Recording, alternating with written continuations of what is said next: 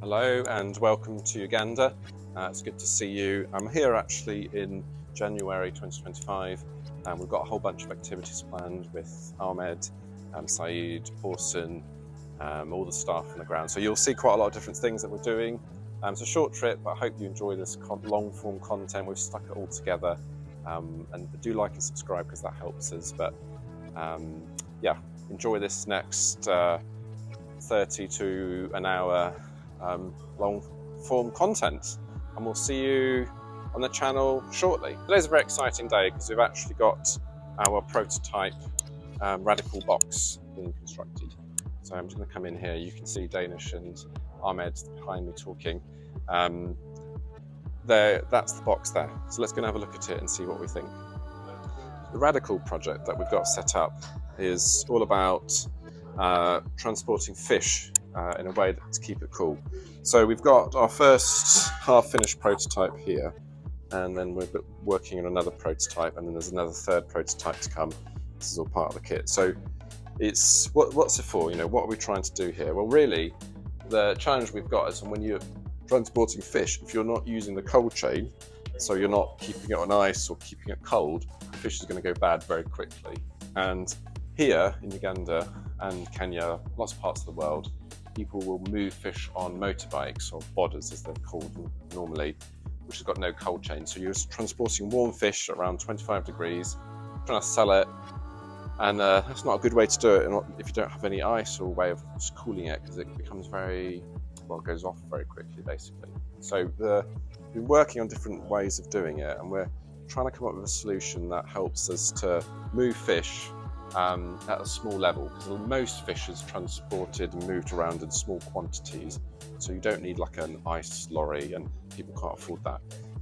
So this is the radical box. So we're at sort of prototype phase, so this isn't the final product, this is just testing to see the concept. So Aston University, who's been working with us, are modelling this at the moment, so they can do simulations of this box, see how fish performs. And the idea, you can see here, I'll just talk through the layers. You've got your base layer, got some polystyrene or different materials, and then you've got these what's called phase change materials. So you'd have seen these probably in cool boxes potentially, but these are the panels, and these will be frozen, and then when you put your fish in, the idea is it will bring the temperature right down, and your fish will keep nice and cold. So there'll be a lid as well and handles, because this is quite a big box, and that's what we're trying to do. So here we're just making the other prototype, so we're just doing the edging, putting the frame on it,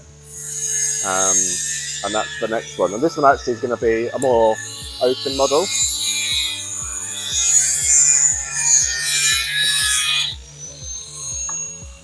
You can see it's they've got the sidings in here. So it's different models. You're trying to test different things.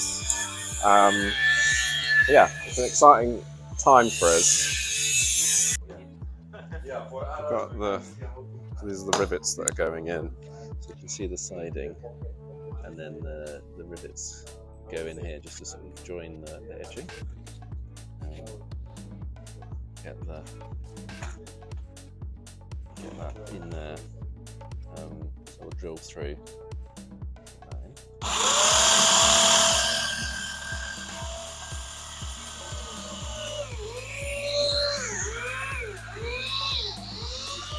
And then these are all the rivets that go in, so you can keep that.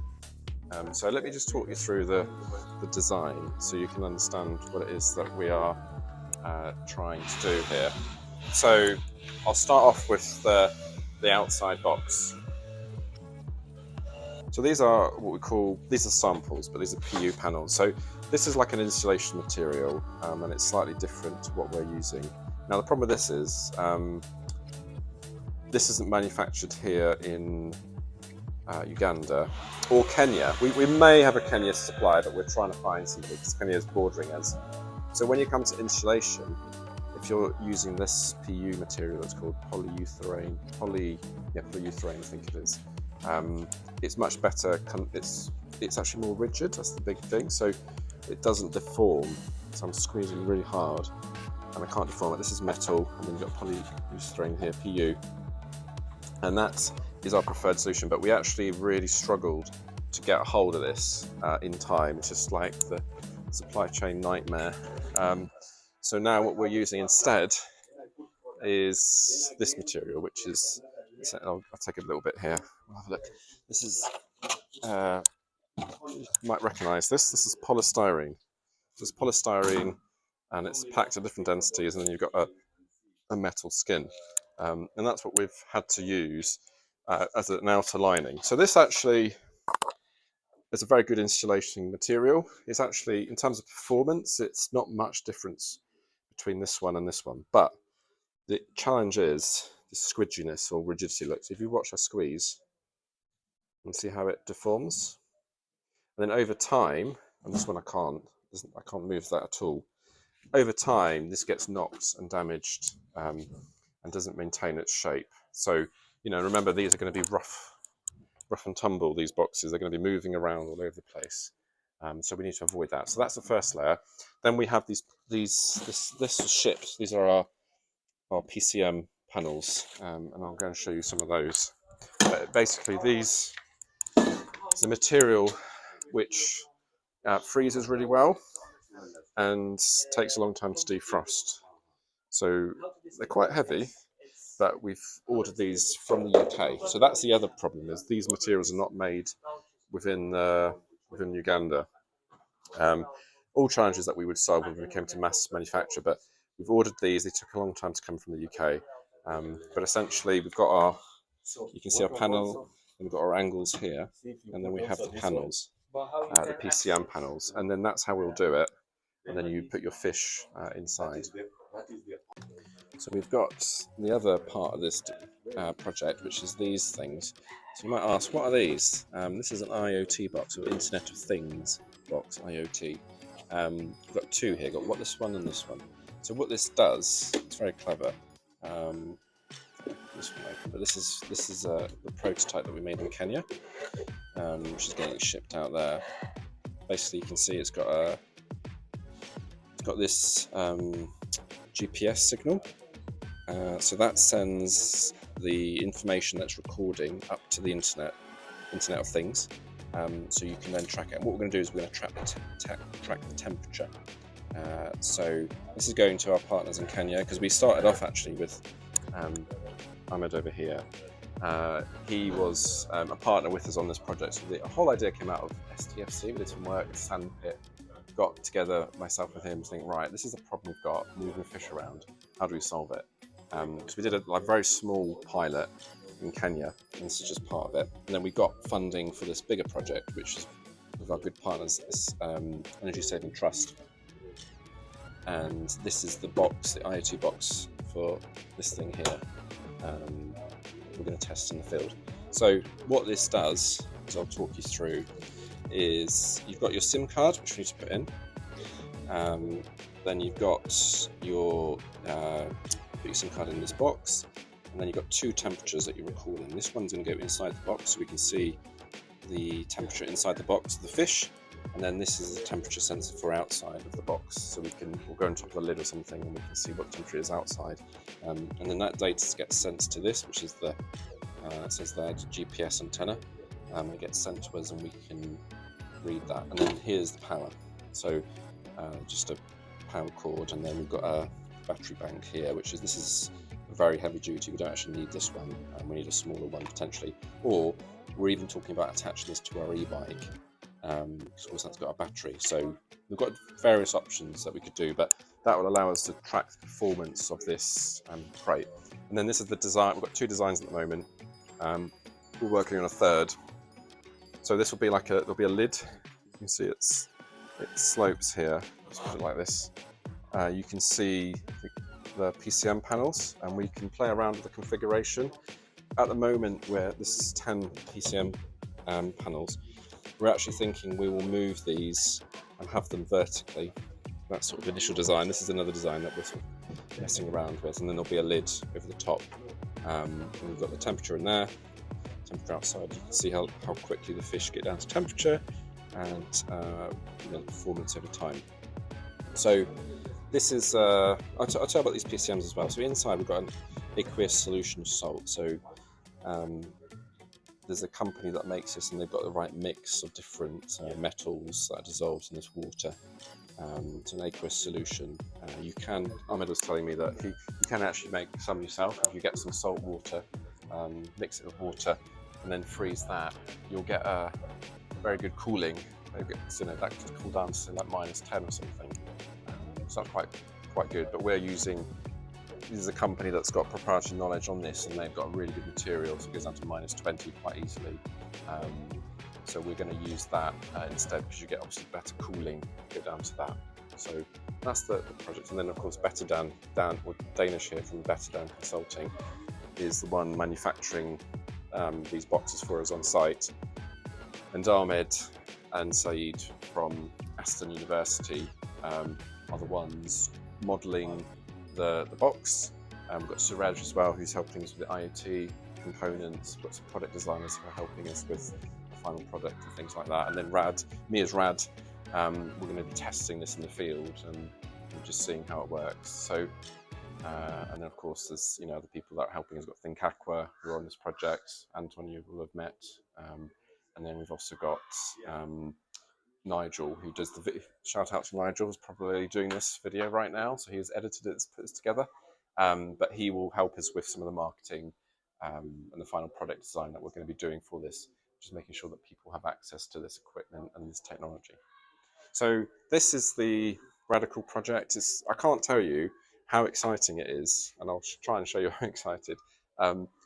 Just to be here and have a product. It's taken probably 2 years ago when me and Ahmed started talking about this technology, and now look at us. We've actually got a box, and we're almost ready to test it. And I was saying to them, what might be good is if we can test it whilst we're here. I want to see if I can get these sensors working.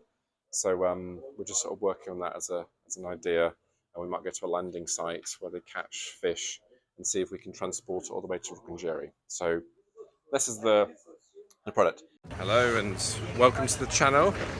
With Pauson and Ahmed today, we've just come to the landing site to have a look at some wild fish. Remember, we're trying to get this Radical box, which is going to help cool fish into the market. So we wanted to come and show Ahmed what it's like when people land fish. So yeah, we're just walking through the market. You can see it's very colourful. Lots of people, lots of produce, some nice smells, a little bit away from the city. And let's go and have a look at some fish. We got some fishermen here just fixing their nets. You can see they're just adding floaters and sinkers. And these are the boats, and then all the fishermen, they're sort of done for the day because it's about midday. They're sort of resting. And then over there is the last of the fish that's being sold. You can see just the slabs of fish. Say hi to the marabou storks. But this is the fresh fish that comes to the market, and we processed, cleaned, gutted, cut into bits, scaled, however the customers want it. And you obviously see there's no ice or anything, and then there's buckets of fish, some customers, but this is we're in the wrong part of the day. It's actually quite hot.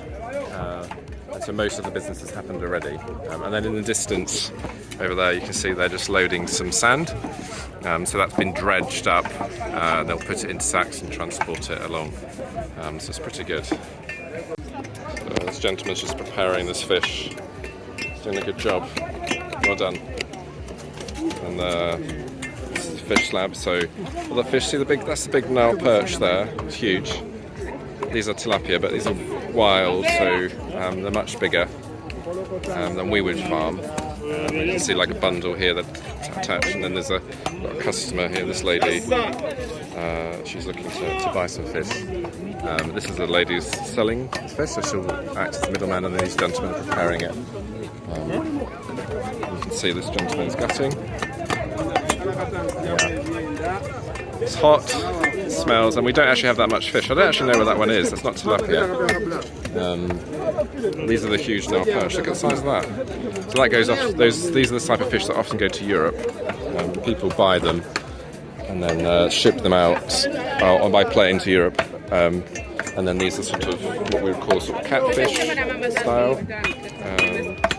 Quite an interesting looking fish, like a snake.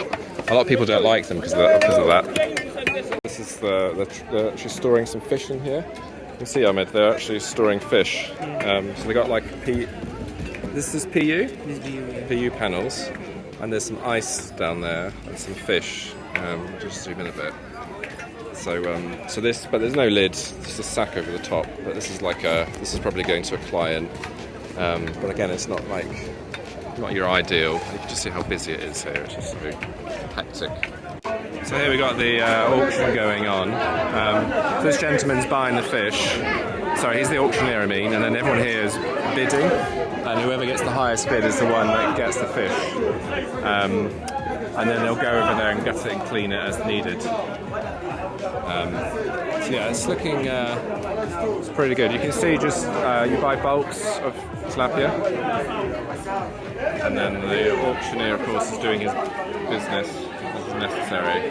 There you go. That's that trade done successfully. So he just bought some fish, giving them change, and then he'll walk off with it in a moment. And then you can see that gentleman's just come and landed some fish. So they've obviously gone and caught some, and he's just landing his, and he'll tell the auctioneer, and that's how they sell it. So there you go. He's taking his fish with him. This gentleman's just bought some fish, and he's just sticking it in his sack. So he's paid the price he wants, and then he'll take some more that's just in that sack. Again, no refrigeration, no cold chain, nothing like that. And he's just moving out now. You can see, and there's Pauson and Ahmed doing an interview. So yeah, it's, the cold chain here is just really non-existent. Look at that size of that Nile perch there. Huge.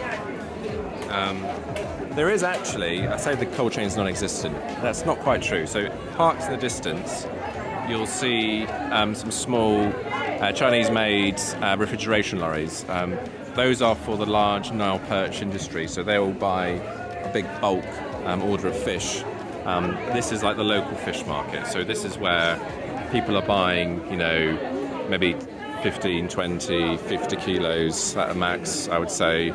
Maybe a handful of fish, and then they'll sell that on informally. So there's a lot of, there's a lot of hawking and buying that goes on of fish, but none of this is on a cold chain. And if you look around, you will see, basically fish waste everywhere, and fish getting spoiled eventually.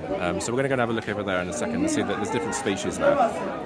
You can see here, like these are sort of catfish style fish. I don't know what that one is. That one's huge. Monster fish. I'm much more used to the farmed fish that we have. But yeah, so again, different markets. The auctioneer is actually not on there at the moment. Oh, this person's giving out worm medicine. And then this is the tilapia Nile perch on here. This is what a lot of people will eat. There's some more Nile perch in the wheelbarrow there. This lady's bringing some fish through. So this is a Nile perch, but it's actually got it's called like a gallbladder. You see how it's puffy. It's used for, a swim bladder. So it's used for swimming to inflate the air. But it's actually, you can see they're puncturing it then, and they're weighing it, because that is worth a lot of money, and it goes to the Chinese market. So you take out your swim bladder, and then you sell it and export it. It's worth a lot, more in fact than the fish. That's why they're buying that. And then you're saying that big one there. What's Lungfish. That big one there, the scary one? It's a lungfish. Lungfish. That's huge. It must be several kilos. So sellings began on this platform. He's selling this lungfish at the moment. Everybody's getting excited, just got their money around. They'll be talking to their different people. Some of these will be middle people. This auction has stopped for now, but the major auction, like I say, has stopped anyway, because this is just like the late comers to the market, so it's not as hectic as it can be, and then the trade there for swim bladders continues. We're just talking about fish waste and when it gets wasted. So tell us, Pauson, what happens, when does fish get wasted? Now, the fish is wasted from landing site to the market in the town center. Yeah. Because now it is the shortest time yeah. from the lake up the landing site. So during transport? Having transport. Yeah. So it takes longer from the landing site up the town center, including the jam. Yeah. Including the heavy traffic. Yeah. So it gets spoiled within the way. Yeah. But again, spoilage starts from the lake. Yeah. When the fish is entangled in the net, from that time up the landing site, the fish keeps on getting spoiled. Yeah. So I just thought we'd step out and have a look at the ice facility. So this is a van. I think this is broken down, but it's this type of thing that will come from the factories with ice in it in the back. They'll load fish on there from here. These containers that would have been iced. So the process is the fishermen catch the fish overnight, bring it in the nets, because they're not allowed to just land the fish on the boat because of the government wants to check that the fish is actually caught from them, from the nets. Then they bring the fish to the auction, sell it. Then any customers that want their fish gutted or whatever will get gutted there. Some of it will get diverted to these ice trucks and then it goes to the factory. But we're interested in the small chain, and you can see fish moving around, not on ice, not in any sort of refrigeration, and that's when the spoilage happens, as Pauson was saying. So your quality control and wastage happens as soon as it's left here, because it's already, you can see sunken eyes, smelling fish, discoloured, not that fresh anymore. Really, it's not that fresh anymore. Our fish tastes much better, people always say. But anyway, from this stage onwards, you want to do something to improve. I know there's this gentleman giving me lip. So yeah, I hope you've enjoyed that video. It's been great to be here with you, and I hope you can see why we're excited about our solution, the Radical Box. Do like and subscribe and follow for more. Hello and welcome to the channel. What do you do if you've got a bunch of product and you like fish and you want to sell it and you want to make money from it? Well, let me take you to the market and show you how we do it over here in Rukungiri, Uganda. So here in Uganda, we've worked really hard to create a local market. When we first started, people didn't really eat fish. It was an unknown product.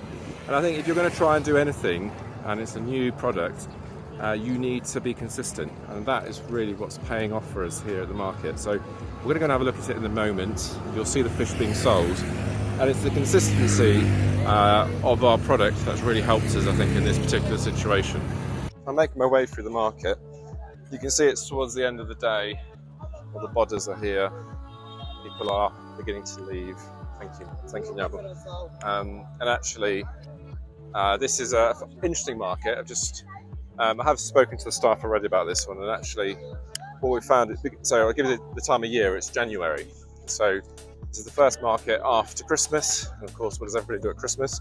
You go and have fun and celebrate, and then your wallet's a bit lighter. And so this market, I mean, it's still really busy. I'm really quite impressed considering the time of year and the time of day. Like, people are leaving. But we are in the business of selling fish. So this is normally where people set up. You can see the camping stoves, and they come and they cook food. And then we serve our fish here. So let's go and meet the team and see how they're getting on. The team's here selling fish, and you can see we have a different range of products. So towards the end of the day, most of it's gone. This is, we set up 500. These are smaller. This is a bigger one. We might not be able to sell this one at the price we want. We'll reduce a bit. These are the most. This is a new price for us, 2,500. We normally sell that, and then we have different products as well. We've got these are sort of mudfish. They're called, tiny. And then here, we've actually only got one piece left. One piece of catfish left, but we had small little bits of catfish that we're selling. Some salt people can add.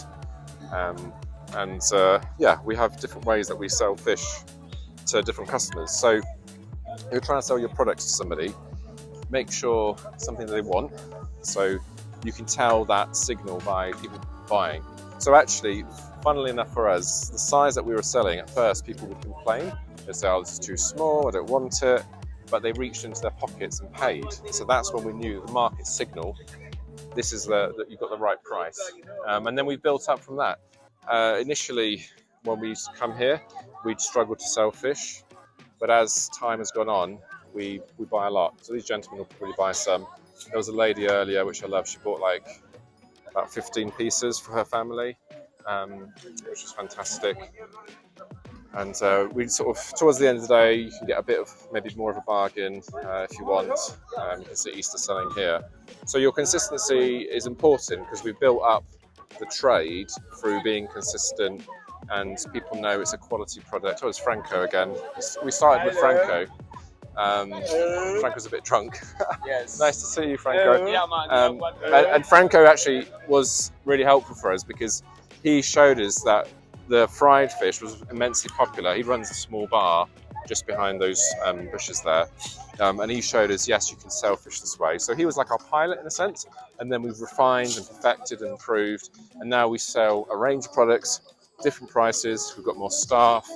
We also have hawkers. So that's people that will go around with baskets on their head and sell fish. So they'll take fish from us. We pay them a commission because, of course, we can't afford to pay everybody, put them on a payroll, but we can give them, you sell fish of a certain amount, you get some money. Helps them, which we love to do here at RAD, but also it allows us to be sustainable as a business. So there's lots of different ways to sell fish, and it's important for any product, not just fish, you get it right and you can experiment. Now, unfortunately, if you're going to experiment, you're going to make some mistakes, you're going to make errors, you're going to lose fish potentially, lose product. We talked about the radical product, radical box, which helps us in terms of fish loss, fish waste because it's cold. But actually, you still got to take that risk. So don't be disheartened if you are starting out. Keep going, and perseverance is really important and key. So yeah, I'd like to encourage you. If you're in a new business and you're trying to sell something, why don't you write a comment and perhaps we can give you we'll encourage you to keep going. Because I know it can feel quite lonely. But yeah, that's how we sell fish here at the market. Everybody's packing up. Let me show you some more stuff, what's happening. People loading their trucks. But yeah, finding your product, making it quality, getting that consistency. This is all key to make sure that what you've got works for the customer. So we are really happy here at RAD that we've been able to do this and really increase the market. I should tell you as well that, like I said, this is the quietest time of year. This is January. We're so successful that even though we 3 times the volume of fish we were selling, so in November and December, we still really struggled and we didn't have enough fish. We ran out. The demand was so great. So real testament to success, I think, and just that persistence paying off. We've got someone here also selling fish. It's slightly different. It's smoked, which, I've talked before about some of the challenges you get with smoked and salted fish. Quality is one issue. It's a very different product to ours. Different taste as well because it's not as fresh often, but our fish is fresh. We fry it, which is an expensive thing, and then we sell it. So yeah, that's how we do it. Anyway, I hope you've enjoyed this. I had shot a video of these guys that wanted a selfie. I'm okay. And I took a little video of them, but they didn't capture the audio. So let me play that for you now. You can see these Ugandans. They're very excited. I told them it's going to be on YouTube. These 2 lads, and the lady as well. She wants to be on camera. So enjoy that footage. Hello, welcome to the channel. Look at this. Look at all this fish. Thanks to our new installation, we can have all the fish we need, which is fantastic here in Uganda as we're trying to sell fish. So this stuff came yesterday, this fish, and we've got different species here. We've got some tilapia, they've been sorted into sizes. We've got some lungfish, these are smaller. We've got some catfish here, the bigger ones. And I'll show you this one, this is huge. Look at the size of this fella. Absolutely massive catfish, and then different tilapia. There are some mirror carp as well, underneath, I think, I was told. Yeah, it's some mirror carp, look at that. So yeah, a great selection of fish. The farmer that had these was actually into polyculture. So what that means is you're putting different species in a pond, and they do fish eat slightly differently. They have different functions. So that's why you've got different fish, because you get different benefits, because they'll eat at different layers. Some will eat at the bottom, some will eat at the top, some will eat just a bit further down, and it can be complementary. But that's not the subject of today's video. Today, I wanted to show you our solar an e-bike setup, because you can hear it on at the moment. It's quite noisy. Basically, this is a whole setup. It's quiet now, and up there goes up to the solar panels that we've got set up. Through the magic of all this equipment, we've got circuit breakers in there. We've got a switch which will go between the national electricity and solar as needed. We obviously stay on the solar most of the time, but occasionally you may go over to the national if you need to.